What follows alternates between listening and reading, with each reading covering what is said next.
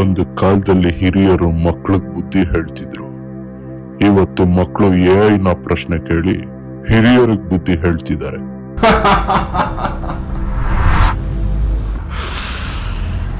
ಮತ್ತೆ ಬಂದಿದ್ದೀನಿ.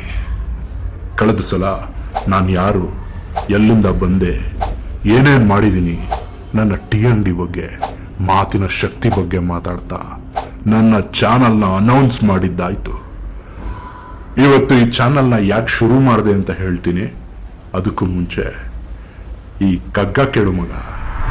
ಎಳೆಯ ತರುವು ದಿನ ದಿನವೂ ಹೊಸ ತಳಿರ ತಳೆವಂತೆ, ತಿಳಿ ನೀರು ಚಿಲುಮೆಯಲ್ಲಿ ನಿಲದಿಕ್ಕುವಂತೆ, ಎಳೆ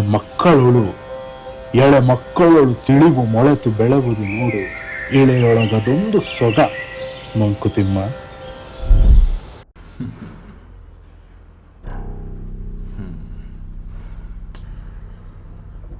ಸಾರಿ, ಐ ಆಮ್ ಡಿಸಪಾಯಿಂಟೆಡ್.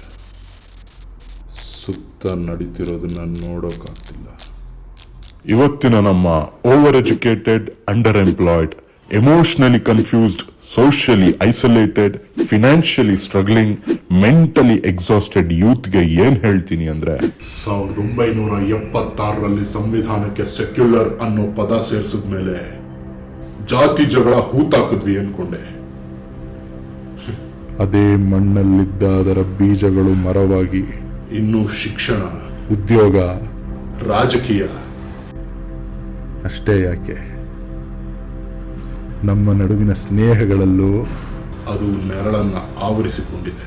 ಭ್ರಷ್ಟಾಚಾರ ಇಷ್ಟೊತ್ತಿಗೆ ಮರೆಯಾಗಬೇಕಿತ್ತು. ಇನ್ನು ಮಿಂಚಿ ಮೆರಿತಿದೆ. ಬಡತನ ಅಂದ್ರೆ ಖಾಲಿ ಜೇಬಲ್ಲ, ಖಾಲಿ ನೋಟ, ಖಾಲಿ ಹೊಟ್ಟೆ. Suicide, rape, murder, drugs, population, pollution. ಇಲ್ಲಿ ಇನ್ನೂ ಏನೇನೋ ಇದೆ. ಸ್ವಲ್ಪ ವಿಚಾರವಂತರಾಗಿ ಹೋಗ್ಲಿ ಬಿಡಿ. ನಿಮಗೆ ಹೇಳಕ್ ನಾನು ಯಾರು? ಟೀ ಮಾರ್ತಿದ್ದವನ ಕೈಯಲ್ಲಿ ದೇಶ ಬದಲಾಯಿಸಕ್ಕಾಗತ್ತಾ? ಅಣ್ಣ ನೋಡ್ಕೊಂಡು ಮಾತಾಡು. ಹೇಯ್, ನಾನು ಹೇಳಿದ್ ನನ್ನ ಬಗ್ಗೆ ಕಣೋ. ನೋಡು, ನಾನ್ ಏನ್ ಮಾತಾಡ್ತೀನೋ ಅದಕ್ಕೆ ಮಾತ್ರ ನಾನ್ ಜವಾಬ್ದಾರ. ನೀನ್ ಏನ್ ಅರ್ಥ ಮಾಡ್ಕೊಂತ್ಯ ಅದಕ್ಕಲ್ಲ. ಕಟ್ ಮಾಡೋದನ್ನ.